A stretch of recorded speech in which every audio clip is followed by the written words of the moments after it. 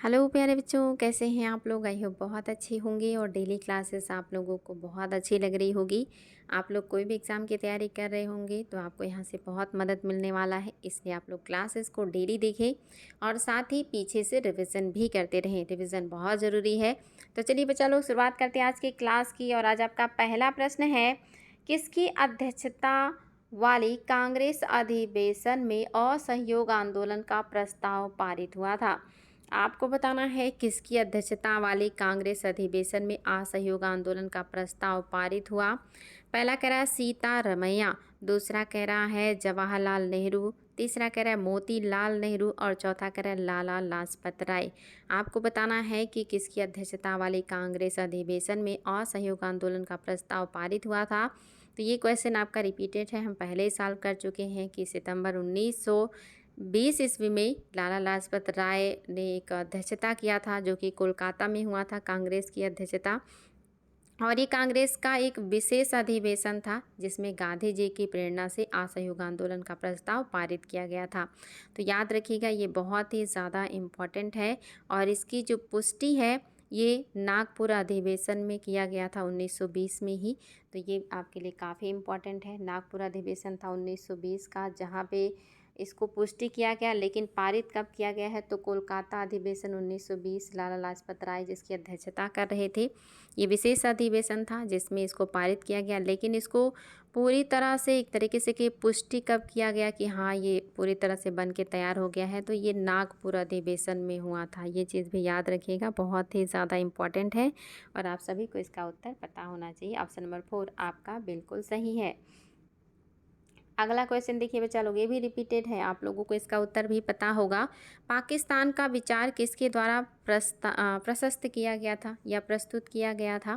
पहला ऑप्शन कह रहा है मोहम्मद इकबाल, दूसरा कह रहा है जिन्ना, तीसरा कह रहा है लियाकत अली और चौथा कह रहा है शौकत अली। आपको बताना है पाकिस्तान का जो विचार है ये सबसे पहले किसने प्रस्तुत किया या प्रशस्त किया था। और ये भी हम लोग पढ़ चुके हैं, रिपीटेड प्रश्न है, तो आप सभी को इसका उत्तर पता होना चाहिए कि कौन हो जाएंगे। तो मैंने आपको पहले ही बताया था कि जो आपके मोहम्मद इकबाल हैं, इन्होंने ही 1930 में अखिल भारतीय मुस्लिम लीग के इलाहाबाद अधिवेशन में कहा था कि यह मतलब यदि यह सिद्धांत मतलब जो है स्वीकार कर लिया जाए जिसमें मुसलमानों के लिए एक अलग से क्षेत्र को काट करके पाकिस्तान बना दिया जाए, जिसमें पंजाब और उत्तर पश्चिम सीमांत प्रांत सिंध बलूचिस्तान इन सबको मिला करके बनाने की बात इन्होंने किया था। तो याद रखिएगा, उत्तर पश्चिम जो सीमांत प्रांत था, सिंध पंजाब और बलूचिस्तान को मिला करके इन्होंने कहा कि एक मुस्लिम राज्य का गठन कर देना चाहिए। तो ये किसने कहा है? मोहम्मद इकबाल ने कहा है। मैंने आप लोगों को ये सारी चीज़ें पहले भी पढ़ाई थी। और ये कैम्ब्रिज विश्वविद्यालय के जो है छात्र भी रहे थे, ये भी याद रखिएगा। कैम्ब्रिज विश्वविद्यालय के छात्र भी थे ये। जब इन्होंने ये प्रस्ताव रखा था तब लोगों ने उतना ध्यान नहीं दिया था एक बच्चे का मतलब सोच समझ के, लेकिन आगे चल के इनकी बात जो है कहीं ना कहीं सही हुई। आगे देखिए बच्चा लोग, अगला क्वेश्चन भी आपका बहुत ही शानदार है। कह रहा है 20 अगस्त 1917 में मॉन्टेग्यू द्वारा अपने प्रसिद्ध घोषणा में निम्न में से कौन सा कारक नहीं था? आपको बताना है कि 20 अगस्त 1917 में मॉन्टेग्यू द्वारा अपना प्रसिद्ध घोषणा में निम्न में से कौन सा कारक नहीं था। यानी कि इन्होंने जो एक प्रसिद्ध घोषणा दिया है मॉन्टेग्यू ने, जिसे मॉन्टेग्यू चेम्सफोर्ड सुधार भी कहते हैं, इनकी घोषणा में क्या था जो नहीं था? पहला कह रहा है भारतीय राष्ट्रीय आंदोलन को संविधान के दायरे में रखना। दूसरा कह रहा है उस समय जारी युद्ध में भारतीय सहायता की बड़ी आवश्यकता थी। तीसरा कह रहा है भारतीय राष्ट्रीय कांग्रेस में मुस्लिम लीग की एकता को भंग करना। चौथा कह रहा है मेसोपोटामिया इंक्वायरी आयोग के द्वारा भारतीय सरकार पर कठोर अभियोग लगाना। आपको बताना है कि कौन सा काम है जो उस समय के मॉन्टेग्यू घोषणा में शामिल नहीं था, जो 20 अगस्त 1917 को इन्होंने पारित किया था। आपको उत्तर देना है और ये आपके लिए काफ़ी शानदार प्रश्न है। याद रखेंगे, इसमें आपका पहला वाला ऑप्शन शामिल नहीं है कि भारतीय राष्ट्रीय आंदोलन को संविधान के दायरे में रखना, ये शामिल नहीं था। बाकी चीज़ें सही हैं आपकी। उस समय जो युद्ध चल रहा था, प्रथम विश्व युद्ध, उसमें भारतीयों की ज़रूरत थी। साथ ही मुस्लिम लीग और भारतीयों के बीच एकता नहीं होने देना चाहते थे। और मेसोपोटामिया इंक्वायरी आयोग के द्वारा भारतीय सरकार पर कठोर अभियोग लगाना, ये सारी चीज़ें आपका सही है। केवल और केवल आपका पहला सही नहीं है। अगला क्वेश्चन, भारत छोड़ो आंदोलन के दौरान किस नेता ने सरकार द्वारा की गई जातियों को शेर जैसी हिंसा कहा था? कौन से आपके यहाँ पे महानायक हैं जिन्होंने कहा कि भारत छोड़ो आंदोलन के दरमियान जो सरकार ने जातियाँ की हैं वो जैसे शेर हिंसा करता है दूसरे कमज़ोर जानवरों पर, उसी तरह की हिंसा है ये। जवाहरलाल नेहरू थे, महात्मा गांधी थे, राम मनोहर लोहिया थे या जयप्रकाश नारायण थे? आपको बताना है और आपके लिए नया होगा, याद रखिएगा कौन हो जाएंगे। महात्मा गांधी का स्टेटमेंट है ये। ऑप्शन नंबर 2 आपका बिल्कुल सही है। नया प्रश्न होगा, चलो रिवीजन भी करते रहिएगा। अगला देखिए, ब्रिटिश नमक एकाधिपत्य के चौहरे अभिशापों में महात्मा गांधी ने निम्न में से किसको उल्लेखित नहीं किया था? आपको बताना है कि जो ब्रिटिश नमक एकाधिपत्य के चौहरे अभिशापों यानी कि जो चारों तरफ से वो नमक के को लेकर के समस्याएं उत्पन्न कर रहे थे, इसके बारे में उल्लेखित कौन सी बात है जो गांधी जी ने नहीं की है? पहला कह रहा है, एक सरल मूल्यवान ग्रामीण उद्योग से लोगों को वंचित करती है। दूसरा कह रहा है, प्रकृति ने जो संपदा बहुतायत में दी है उसका अनियंत्रित विनाश। तीसरा कह रहा है, लोगों को अधिक नमक प्रयोग के लिए मजबूर करना। चौथा कह रहा है, भूखे लोगों से 1000% से भी अधिक वसूल करना, ऐसा कभी सुना नहीं गया। आपको बताना है कि जो है ब्रिटिश नमक एकाधिपत्य के चौहरे अभिशापों में महात्मा गांधी ने किसका वर्णन नहीं किया है? कौन सा पॉइंट है जो महात्मा गांधी के वर्णन में शामिल नहीं है? आपको वो बताना है। आपके सामने है ऑप्शन, और ये थोड़ा सा हो सकता है आप लोगों को इसमें उलझे, लेकिन याद रखिएगा किसका वर्णन गांधी जी ने नहीं किया है। तो जो आपका ऑप्शन नंबर 3 है, इसका उन्होंने वर्णन नहीं किया है कि लोगों को अधिक नमक प्रयोग के लिए मजबूर करना, ये उन्होंने नहीं कहा है। जो इन्होंने कहा है उसमें सबसे पहली बात इन्होंने कहा कि यह एक सरल मूल्यवान ग्रामीण उद्योगों से लोगों को वंचित करने जैसी है। दूसरा इन्होंने कहा कि प्रकृति ने जो संपदा बहुतायत में दी है उसका अनियंत्रित विनाश है ये। तीसरा इन्होंने कहा कि भूखे लोगों से 1000% से भी अधिक वसूल करना, ऐसा कभी सुना नहीं गया जैसा कि ब्रिटिश सरकार कर रही है। और इन्होंने ये भी कहा कि इसे खुद नष्ट करने का अर्थ है अधिक राष्ट्रीय व्यय। तो ये सारी बातें उन्होंने कही थी, लेकिन ये नहीं कहा था कि लोगों को अधिक नमक प्रयोग के लिए मजबूर करना, ये नहीं था। बाकी बातें सही हैं। अगला है, भारत के स्वतंत्रता संग्राम में निम्नलिखित आंदोलनों पर विचार कीजिए तथा सही कालानुक्रम में व्यवस्थित कीजिए। भारतीय स्वतंत्रता संग्राम के दरमियान ये आपके सामने कुछ आंदोलन हैं जो चलाए गए थे। आपको इनको देखना है और क्रम में लगाना है। काफ़ी फेमस इवेंट हैं तो बहुत आसानी से बता सकते हैं। आपका खिलाफत आंदोलन है, रॉलेट एक्ट है और असहयोग आंदोलन है। सबका आप पता है ईयर क्या हो जाएगा, तो बहुत आसानी से उत्तर आप लोग दे सकते हैं। बच्चा लोग देखते हैं आप लोग क्या जवाब देने वाले हैं इसका। और काफ़ी कुछ चीज़ें आपकी मैं पढ़ा चुकी हूँ तो दिक्कत नहीं होना चाहिए। आपका जो खिलाफत आंदोलन है ये 1919 और 20 की घटना है। 1919 और 1920 की घटना है ये। असहयोग आंदोलन मैंने आज ही के क्लास में बताया था कि आपका ये 1 अगस्त 1920 को शुरू हुआ था। 1920 1 अगस्त। रॉलेट एक्ट जो है ये भी आपके 1919 की ही घटना है और ये मार्च 1919 की घटना है। मार्च 1919 में आया था और अप्रैल 1919 में आपने देखा था जलियांवाला बाग की मतलब जो है घटना हो गई थी। तो उस हिसाब से सबसे पहले आपका रॉलेट एक्ट हो जाएगा, उसके बाद आपका होगा वो खिलाफत आंदोलन और फिर लास्ट में आपका हो जाएगा असहयोग आंदोलन। तो आपके हिसाब से क्या है जो सही हो जाएगा? तो सबसे पहले आपका आ जाएगा तीसरा और उसके बाद आपका आ जाएगा पहला और फिर आपका असहयोग आंदोलन यानी कि दूसरा। ऑप्शन नंबर फर्स्ट ही आपका बिल्कुल सही हो जाएगा। चलिए बच्चा लोग देखते हैं हमारा अगला क्वेश्चन। कह रहा है, प्रसिद्ध नारा वंदे मातरम को वंदे अन्नदातारम के साथ समीकृत किया था। यानी कि जो वंदे मातरम नारा है इसको किसने कहा? वंदे अन्नदातारम। पहला कह रहा है M.K. गांधी, दूसरा कह रहा है श्यामा प्रसाद मुखर्जी, तीसरा कह रहा है स्वामी सहजानंद और चौथा कह रहा है जवाहरलाल नेहरू। आपके सामने 4 ऑप्शन है और ये क्वेश्चन भी आपका नया होगा। याद रखेंगे कि वंदे मातरम नारे को वंदे मातारम के साथ या वंदे अन्नदातारम के साथ किसने जोड़ा है? तो याद रखिएगा ऑप्शन नंबर आपका जो 3 है, बिल्कुल सही है। स्वामी सहजानंद जो किसान आंदोलन से जुड़े हुए हैं, मैंने आपको पढ़ाया था कि ये किसान आंदोलन से जुड़े हुए व्यक्ति हैं, एक राष्ट्रवादी नेता है जो स्वतंत्रता संग्राम में सेनानी के रूप में भी काम किए हैं। तो इन्होंने ही जो है इस वंदे मातरम शब्द को जोड़ दिया है वंदे अन्नदातारम के साथ। अगला देखिए, 1938 में पारित ट्रेड डिस्प्यूट एक्ट का संबंध मुख्य रूप से किससे संबंधित है? ये देखिए मैं आपको पढ़ाई हूँ, बिल्कुल रिपीटेड प्रश्न है, आप लोग गलत नहीं करेंगे। पहला कह रहा कामगारों की दशा, दूसरा कह रहा काम के घंटे, तीसरा कह रहा संघ की स्थापना और चौथा कह रहा हड़ताल पर रोक से। आपको बताना है 1938 में पारित ट्रेड डिस्प्यूट एक्ट का संबंध मुख्य रूप से किससे था?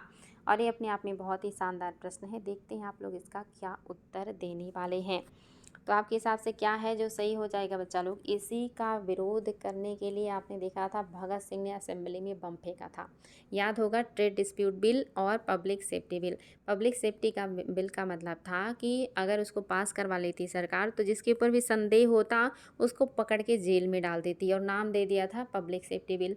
ट्रेड डिस्प्यूट बिल ये था कि कोई भी व्यक्ति हड़ताल नहीं कर सकता सरकार के खिलाफ उसके उद्योगों में, तो हड़ताल को रोकने के लिए था। इसी के लिए बम फेंका था जो है आपके भगत सिंह और राजगुरु सुखदेव। आपको पता है, हालांकि भगत सिंह के साथ बाटुकेश्वर दत्त थे असेंबली में, लेकिन फांसी 3-4 लोगों को हुई। आगे कह रहा है निम्न जाति आंदोलन वाल्मीकि आंदोलन का प्रमुख केंद्र क्या था? आपको बताना है कि निम्न जातियों से जुड़ा हुआ वाल्मीकि आंदोलन है, ये कहाँ पे हुआ था? आपके लिए ये भी नया होगा। कह रहा है सतारा में, दूसरा कह रहा है आगरा में, तीसरा कह रहा है दिल्ली में और चौथा कह रहा है बिलासपुर में। कौन सी जगह पे निम्न जाति से जुड़ा हुआ वाल्मीकि आंदोलन हुआ था बच्चा लोग? तो ये भी आपके लिए नया है, याद रखिएगा कि निम्न जाति से जुड़ा हुआ जो आपका वाल्मीकि आंदोलन है, इसका जो मुख्य केंद्र था ये आपका दिल्ली था। दिल्ली से जुड़ा हुआ है आपका वाल्मीकि आंदोलन। ऑप्शन नंबर 3 आपका बिल्कुल सही है, दिल्ली। अगला देखिए, 1936 में इंडिपेंडेंट यानी कि 1936 में इंडिपेंडेंट लेबर पार्टी के नींव में से किसने रखी थी? नींव किसने रखी थी? आपको बताना है कि 1936 में इंडिपेंडेंट लेबर पार्टी की नींव निम्न में से किसने रखी है? नींव यानी कि आधार किसने रखा है? पहला कह रहा है NM जोशी, दूसरा कह रहा है लाला लाजपत राय, तीसरा कह रहा है कि VR अम्बेडकर और चौथा MK गांधी। आपके हिसाब से क्या है जो सही हो जाएगा? 1936 में इंडिपेंडेंट लेबर पार्टी की नींव भीमराव अंबेडकर जी ने रखी थी। ऑप्शन नंबर 3 आपका बिल्कुल सही हो जाएगा। भीमराव अंबेडकर जी के द्वारा इसकी नींव रखी गई थी। ये अपने आप में आपके लिए नया प्रश्न है, लेकिन इसको याद रखिएगा। चलिए देखते हैं बच्चा लोग हमारा अगला क्वेश्चन, औपनिवेशिक भारतीय इतिहास में तेलंगाना आंदोलन किससे संबंधित था? ये क्वेश्चन भी आपके लिए नया होगा। आज मैं बहुत सारे नए नए प्रश्न आपके लिए लेके आई हूँ। औपनिवेशिक भारतीय इतिहास में तेलंगाना आंदोलन किससे संबंधित था? जाति आंदोलन, मजदूर आंदोलन, किसान आंदोलन या जनजाति आंदोलन? आप लोगों को इसका उत्तर देना है। नई नई चीज़ें आप लोगों को सीखने के लिए मिल रही हैं, तो बिल्कुल भी नहीं परेशान होना है। आपके हिसाब से क्या है जो कि सही हो जाएगा? तो याद रखिएगा, औपनिवेशिक भारतीय इतिहास में तेलंगाना जो आंदोलन है ये एक किसान आंदोलन था। ऑप्शन नंबर 3 आपका बिल्कुल सही है, किसान आंदोलन था। जो कि इसको भी याद रखिएगा कि जो तेलंगाना आंदोलन है ये 1946 ईस्वी से 1951 ईस्वी तक हुआ था। ये भी याद रखिएगा, देश के आज़ाद होने के बाद तक ये चला था। और ये आंदोलन था किस लिए? तो ज़मींदारों, साहूकारों और व्यापारियों तथा जो निज़ाम के अधिकारी होते थे उन सब के विरुद्ध आंदोलन था। याद रखिएगा किसके खिलाफ है? ज़मींदारों के खिलाफ, साहूकारों के खिलाफ, व्यापारियों और जो निज़ाम के अधिकारी हुआ करते थे, जो निजामत का काम करवाते थे, उन सब के खिलाफ था। स्थानीय लोगों के खिलाफ था। किसान आंदोलन था तेलंगाना आंदोलन। बहावी आंदोलन को किसने पवित्र युद्ध कहा? किसने कहा बहावी आंदोलन एक पवित्र युद्ध है? आपको ये बताना है। पहला कह रहा है MA खान, दूसरा कह रहा है सैयद अहमद बरेलवी, तीसरा कह रहा है मिर्ज़ा खान और चौथा कह रहा है टीटू मीर। बताएंगे आपके हिसाब से क्या है जो सही हो जाएगा? कह रहा है आपका कौन सा है जो सही है, यानी कि बहावी आंदोलन को किस व्यक्ति ने कहा कि वो एक पवित्र आंदोलन था? तो याद रखेंगे ऑप्शन नंबर 2 आपका बिल्कुल सही है। सैयद अहमद बरेलवी ने ही बहावी आंदोलन को एक पवित्र युद्ध कहा था। याद रखिएगा, ये भी अपने आप में काफ़ी महत्वपूर्ण है। ये लोग चाहते थे कि मतलब जो इस्लाम धर्म है ये काफ़ी डेवलप करे और ये मतलब जो इसमें चीज़ें हैं वो बनी रहें, उसमें ज़्यादा परिवर्तन ना आए। बंगाल में कृषक प्रजा पार्टी के संस्थापक कौन थे? बंगाल के कृषक प्रजा पार्टी के संस्थापक कौन थे? स्वामी सहजानंद, मसलूल हक या फजलुल हक या माइन उल हक? आपको बताना है कि बंगाल में कृषक प्रजा पार्टी के संस्थापक स्वामी सहजानंद हैं, मसरूल हैं या जो है फजलुल हैं या मोइनुल हैं। आपके हिसाब से क्या सही है? काफ़ी इंपॉर्टेंट प्रश्न है। ऑप्शन नंबर 3 आपका सही है। फजलुल हक हैं बंगाल की कृषक प्रजा पार्टी के संस्थापक। इनका जो पूरा नाम था वो था मौलवी अब्दुल कासिम फजलुल हक और इन्हें बंगाल के टाइगर के रूप में भी जाना जाता है। ये चीज़ भी याद रखिएगा, बहुत ही ज़्यादा इम्पॉर्टेंट है। और इन्होंने 1936 में कृषक प्रजा पार्टी की स्थापना किया था। तो ये जो कृषक प्रजा पार्टी है कब बना है? 1936 में बना है। याद रखिएगा 1936 में। फजलुल हक। निम्नलिखित में से कौन एक 1918 में उत्तर प्रदेश में किसान सभा की स्थापना से संबंधित नहीं था? 1918 में उत्तर प्रदेश में किसान सभा की स्थापना की गई थी। उससे कौन से व्यक्ति का संबंध नहीं था? पहला ऑप्शन है आपके सामने गौरी शंकर मिश्र, दूसरा है इंद्र नारायण द्विवेदी, तीसरा है ब्रज किशोर और चौथा कह रहा मदन मोहन मालवीय। आपके हिसाब से क्या है जो सही हो जाएगा? फटाफट उत्तर दीजिएगा और ये भी आपके लिए काफ़ी महत्वपूर्ण है और नया भी होगा। तो याद रखेंगे 1918 ईस्वी में उत्तर प्रदेश किसान सभा का गठन हुआ है और इसके जो संस्थापक हैं वो थे आपके मतलब जो नहीं है वो आपको बताना है तो ब्रज किशोर को हटा दीजिए। बाकी आपका गौरी शंकर मिश्र भी थे, इंद्र नारायण द्विवेदी भी थे और मदन मोहन मालवीय भी थे, लेकिन ब्रज किशोर इससे संबंधित नहीं है। ये चीज़ आपको याद रखना है। आगे बढ़ेंगे और देखेंगे हमारा अगला क्वेश्चन। निम्न में से कौन भारत में मजदूर संघ आंदोलन से जुड़े थे? आपके सामने कूट है, आपको बताना इनमें से कौन से व्यक्ति हैं जो मजदूर आंदोलन से जुड़े हुए थे। कूट की सहायता से उत्तर देना है। बीपी वाडिया हैं, एनएम जोशी हैं, के कामराज हैं और विट्ठल भाई पटेल हैं। इनमें से कौन है जो मजदूर आंदोलन से जुड़े हैं? पहले में कह रहा है पहला दूसरा तीसरा, दूसरे में कह रहा है तीसरा चौथा और तीसरे में कह रहा है दूसरा तीसरा चौथा और चौथे में कह रहा है पहला दूसरा। क्या है जो सही हो जाएगा बच्चा लोग? बहुत ही महत्वपूर्ण आपका आंदोलन है या कहिए महत्वपूर्ण प्रश्न है। भारत में मजदूर संघ आंदोलन से जुड़ने वाले व्यक्ति का नाम बताना है और कूट की सहायता से उत्तर देना है। तो याद रखिएगा क्या है जो सही हो जाएगा? आपका ऑप्शन नंबर 4 सही है, पहला दूसरा। वीपी वाडिया और साथ ही आपके एमएन जोशी, ये दोनों लोग भारत में मजदूर संघ आंदोलन से जुड़े हुए हैं, ये भी याद रखिएगा। साथ ही वीपी वाडिया एनी बेसेंट के सहयोगी भी थे, ये भी याद रखिएगा। बहुत ही ज़्यादा इम्पॉर्टेंट है ये दोनों चीज़ें। और 1920 में जो एमएन जोशी हैं इन्होंने अखिल भारतीय ट्रेड यूनियन कांग्रेस का गठन भी किया था। ये भी एमएन जोशी से जुड़ा हुआ तथ्य याद रखिएगा। 1920 में अखिल भारतीय ट्रेड यूनियन कांग्रेस का स्थापना भी किया है जोशी जी ने। अगला, निम्नलिखित में से कौन अखिल भारतीय ट्रेड यूनियन कांग्रेस के प्रधान नहीं थे? आपको बताना है इनमें से कौन है जो अखिल भारतीय ट्रेड यूनियन के प्रधान नहीं थे। पहला कह रहा है सी आर दास, दूसरा सरोजनी नायडू, तीसरा जवाहरलाल नेहरू और चौथा मोतीलाल नेहरू।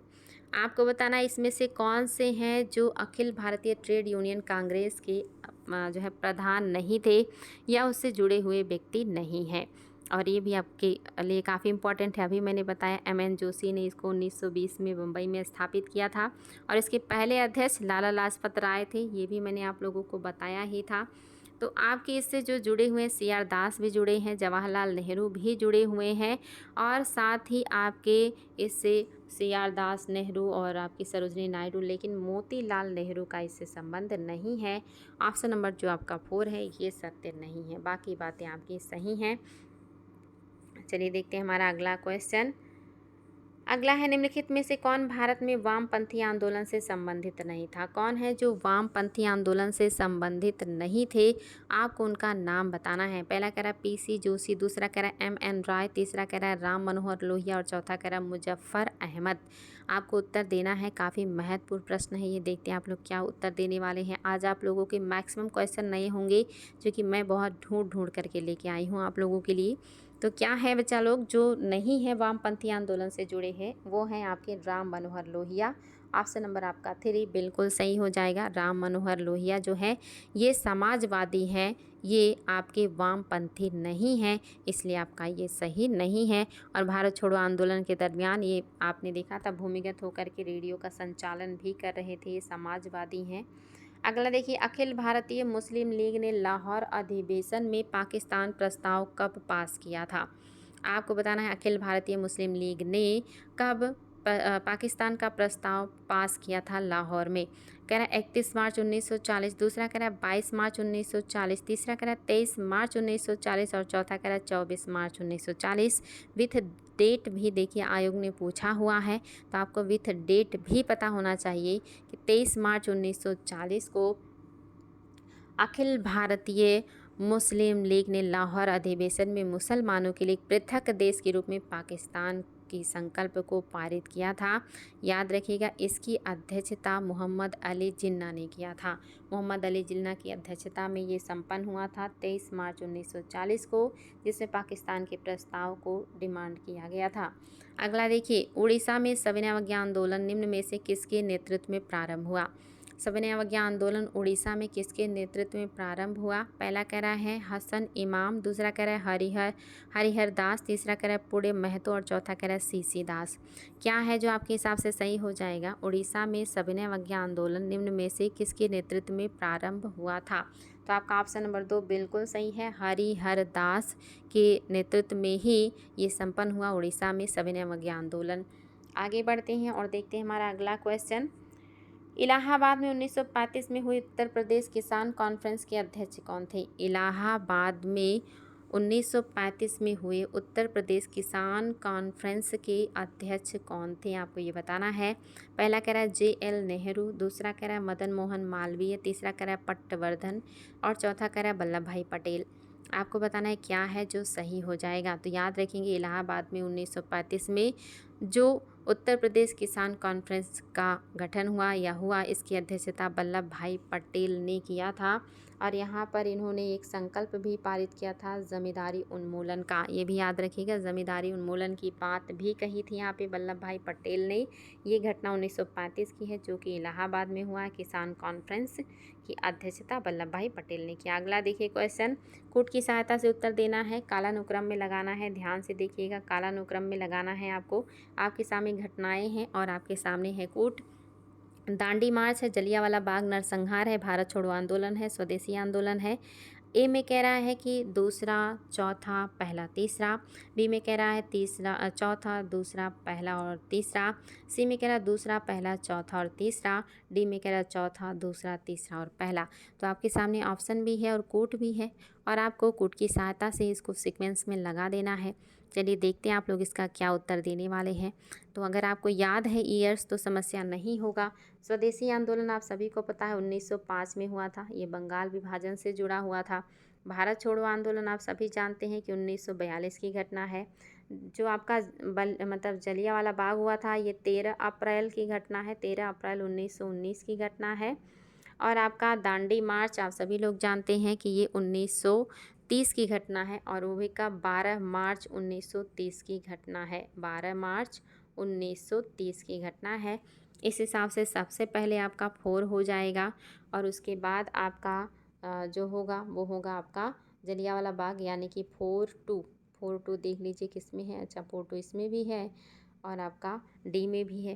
4-2 के बाद आपका क्या आ जाएगा, दांडी मार्च आ जाएगा एक, और फिर आपका हो जाएगा लास्ट में भारत छोड़ो आंदोलन यानी कि 3। इस हिसाब से आपका ऑप्शन नंबर जो बी है ये बिल्कुल करेक्ट है। आगे बढ़ेंगे और देखेंगे हमारा अगला क्वेश्चन, अलीगढ़ आंदोलन से निम्नलिखित में से कौन संबंधित नहीं था? अलीगढ़ आंदोलन से कौन संबंधित नहीं है? पहला कह रहा है अल्ताफ़ हुसैन अली, दूसरा कह रहा है नज़ीर अहमद, तीसरा कह रहा है मौलाना अबुल कलाम आज़ाद और चौथा कह रहा है चिराग अली। कौन है जो आपके अलीगढ़ आंदोलन से नहीं जुड़े हुए हैं? आपको उनका नाम बताना है और ये भी आपके लिए बहुत ही महत्वपूर्ण और कॉमन सेंस का है। अलीगढ़ आंदोलन आप सभी को पता है कि ये मुस्लिम चीज़ों को लेकर के, मुस्लिम परंपराओं को लेकर के उनकी बातें करते हैं।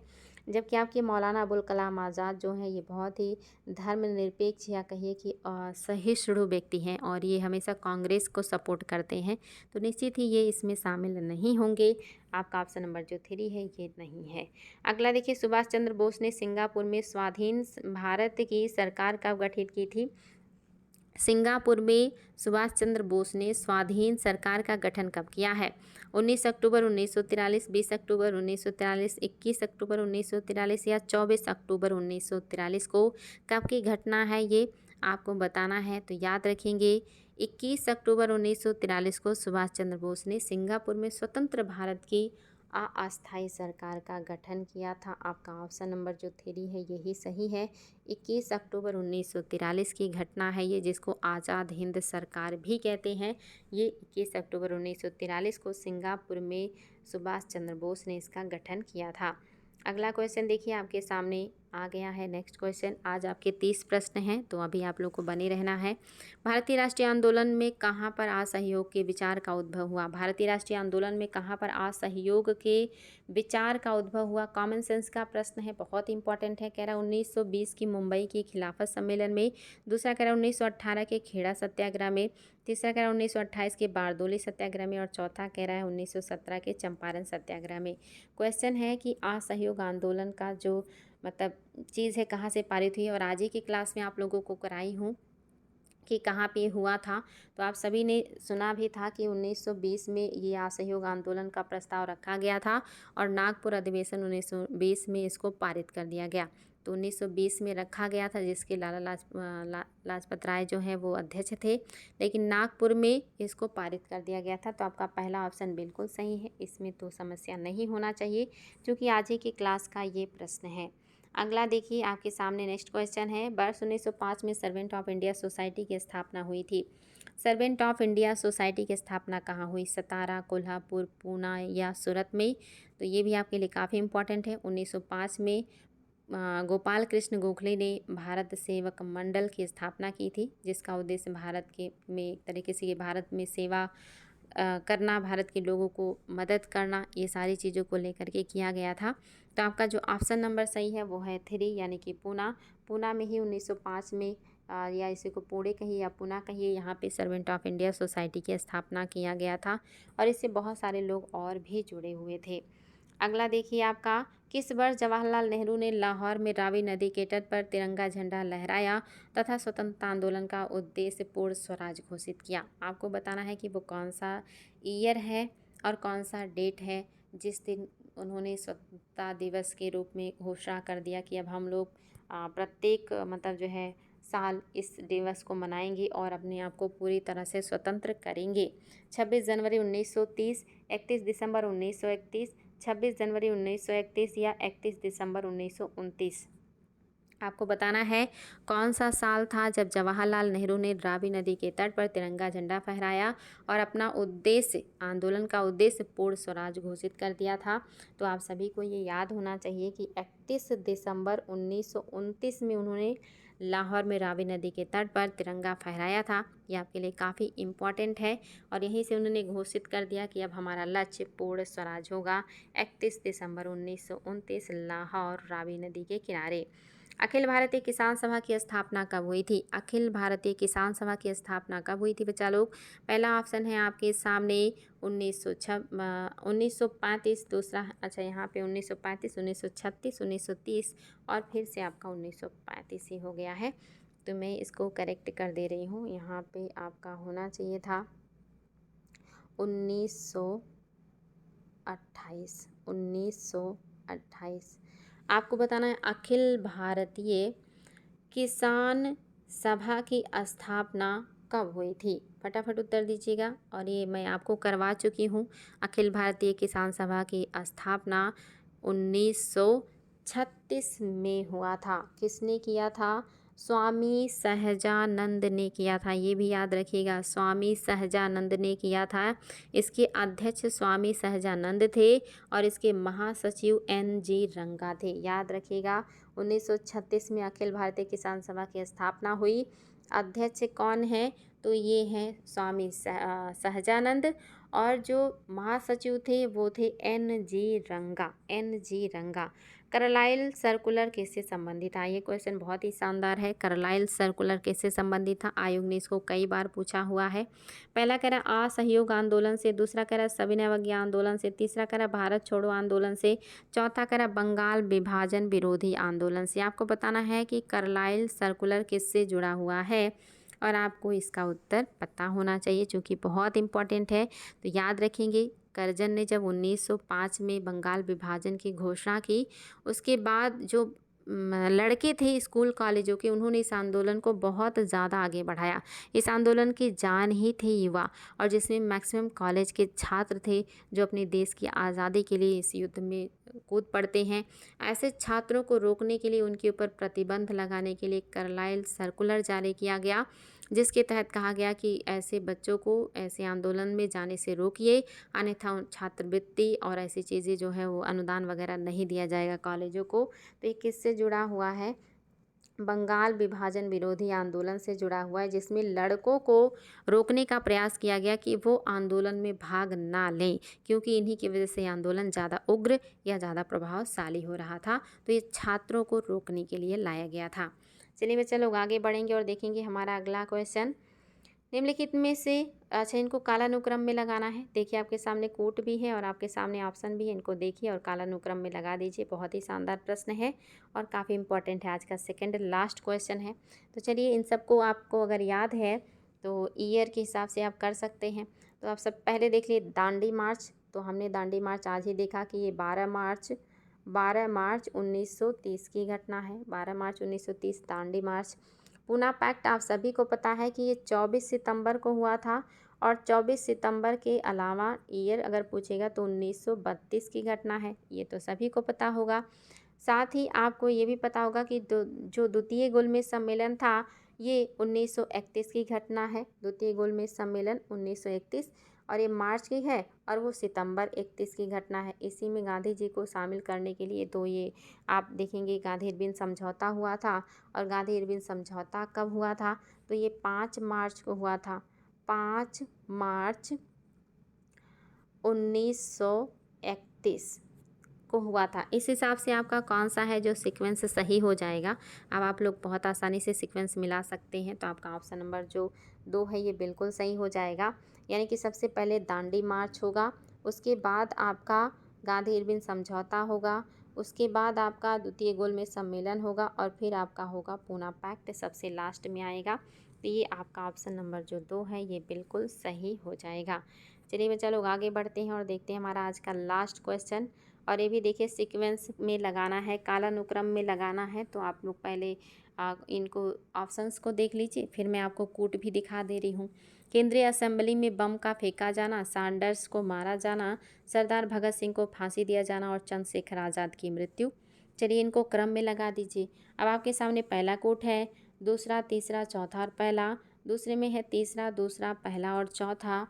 और आपका तीसरे में है दूसरा, पहला, चौथा और तीसरा। और लास्ट में है चौथा, तीसरा, दूसरा और पहला। आपके सामने देखिए कूट हमने रख दिया है। कूट को आप अच्छे से देख लीजिए और फिर आप इसको लगा सकते हैं क्रम में। चलिए हम फिर से आ गए हैं अपने ऑप्शन पे।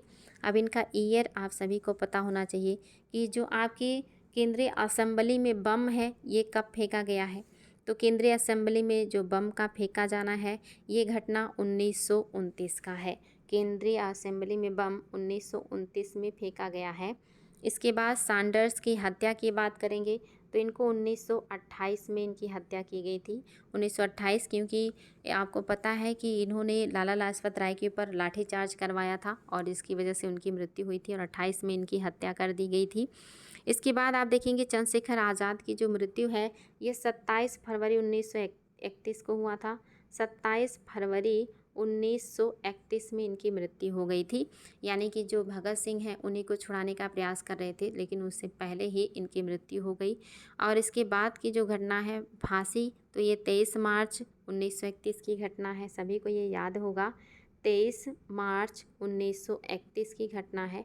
अब आप इनको क्रम में अगर लगाना चाहते हैं तो सबसे पहले आपका दूसरा आएगा सैंडर्स की हत्या, फिर आपका आएगा पहला यानी कि आपका 29 का असेंबली में बम फेंका जाना, उसके बाद आपके चंद्रशेखर आज़ाद की मृत्यु होगी और फिर भगत सिंह आएंगे। 2 1 4 3 किस में है, देखिए यहाँ पे है 2 1 4 3 ऑप्शन नंबर 3 में है।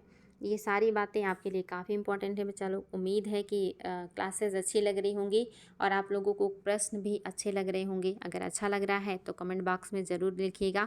और आप लोगों को कोई भी क्वेरी हो, डिमांड हो, आप कोई भी चीज़ आप चाहते हैं एक्स्ट्रा, तो आप बेझिझक बोल सकते हैं। हम अपना प्रयास कर रहे हैं, आगे भी करते रहेंगे। बस आप लोग अपनी मेहनत बढ़ाते चले जाइए और खूब मेहनत कीजिए, क्लास में उपस्थित रहा कीजिए। आप लोग को देख के एनर्जी आती है और आप लोगों के कमेंट्स पढ़ के अच्छा लगता है। आप लोग कमेंट्स बॉक्स में कमेंट लिखा करें, अच्छा लगता है। आज के लिए इतना ही, फिर हम मिलेंगे ऐसे ही शानदार प्रश्नों के साथ। Thank you so much.